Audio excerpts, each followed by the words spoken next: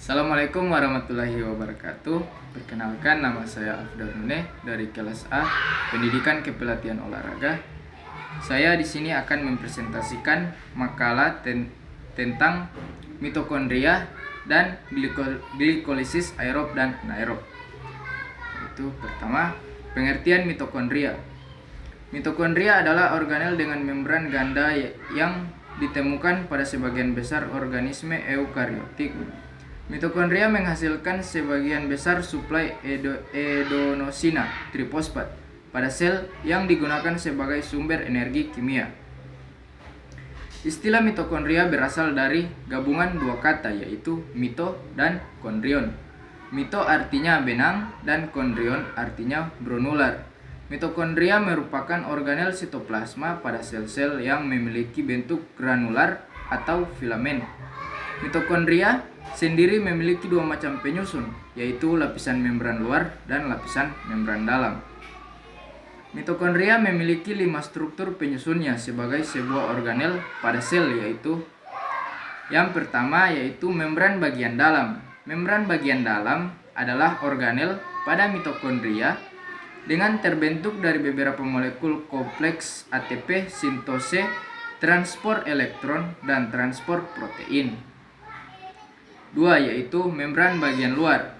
Membran bagian luar adalah organel mitokondria yang tersusun dari fosfolipid bilayer yang bersifat semi permeable dan diantaranya mengandung protein porin. Pada lapisan ini bisa dilewati ion adenosin difosfat, adenosin trifosfat, serta berbagai molekul nutrisi. Ketiga yaitu kristal. Kristal adalah organel pada mitokondria berupa lipatan-lipatan yang berfungsi ketika molekul-molekul dan DNA mitokondria berkembang lebih banyak. Kristal membantu proses perluasan struktur pada membran yang berada dalam selnya. Keempat yaitu ruang antar membran. Ruang antar membran adalah sebuah ruang yang ditemukan berada di antara membran luar dan membran dalam pada organel mitokondria yang berfungsi sebagai tempat berlangsungnya berbagai reaksi penting yang ada pada sebuah sel. Kelima yaitu matriks. Matriks adalah salah satu organel mitokondria yang berfungsi untuk menyimpan berbagai bagian penting pada mitokondria. Kemudian fungsi mitokondria. Fungsi mitokondria yaitu ada 8. Yang pertama, menjaga konsentrasi ion kalsium dan membantu sel-sel untuk mencapai fungsinya masing-masing dengan menjadi tangki penyimpan ion kalsium. 2. Pada sel-sel hati, mitokondria mempunyai enzim yang berfungsi untuk mendeteksifikasi amonia.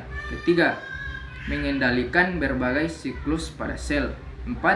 Membantu pembangunan bagian-bagian tertentu dari hormon seperti estrogen dan testosteron. 5. Membantu proses kematian pada sel-sel tertentu. 6. Mengawasi jalannya proses diferensiasi, pertumbuhan, dan perkembangan pada sel. 7. Pengubahan energi potensial menjadi energi untuk memompa jantung, mengganti sel-sel lainnya yang rusak, dan sebagainya. 8. Tempat terjadinya proses metabolisme oksidasi respirasi seluler.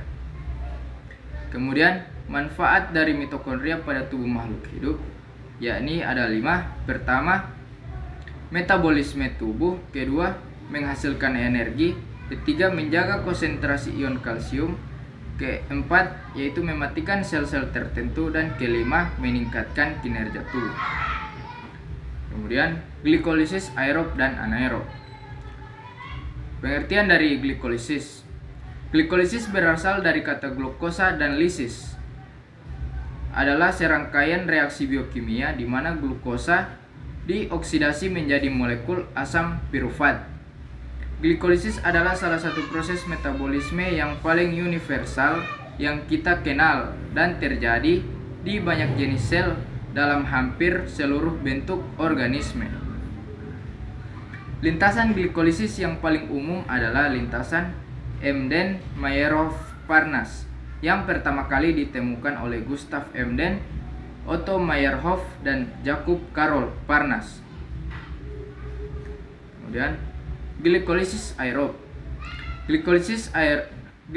Glikolisis aerob adalah jalur glikolitik yang terjadi di sitosol dengan adanya oksigen. Bila dibandingkan dengan glikolisis anaerob, jalur ini lebih efisien dan menghasilkan lebih banyak ATP per molekul glukosa. Kemudian glikolisis anaerob. Glikolisis anaerob terjadi di sitoplasma ketika sel-sel tidak memiliki lingkungan terorganisasi atau tidak memiliki mitokondria. Dalam hal ini, NADH dioksidasi menjadi NAD+ dalam sitosol dengan mengubah pirufat menjadi laktat. Glikolisis anaerob dari satu molekul glukosa. Berbeda dengan glikolisis aerob, glikolisis anaerob menghasilkan laktat yang mengurangi pH dan monoaktifan enzim. Kemudian, perbedaan dari glikolisis aerob dan anaerob. Glikolisis aerob terjadi pada lingkungan yang kaya akan oksigen, sedangkan glikolisis anaerob terjadi pada lingkungan yang kekurangan oksigen.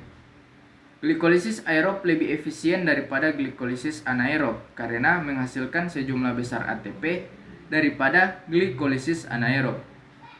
Ketiga, glikolisis aerob terjadi pada eukariota, sedangkan glikolisis anaerob terjadi pada prokariota dan eukariota. Kesimpulan dari materi ini yaitu mitokondria adalah organel dengan membran ganda yang ditentukan pada sebagian besar organisme eukariotik, dan juga mitokondria memiliki 5 struktur serta fungsi dan manfaat. Salah satu perbedaan glikolisis aerob dan anaerob yaitu glikolisis aerob terjadi pada lingkungan yang kaya oksigen, sedangkan glikolisis anaerob terjadi pada lingkungan yang kekurangan oksigen. Demikian presentasi yang dapat saya sampaikan. Wabillahi taufiq wal hidayah. Wassalamualaikum warahmatullahi wabarakatuh.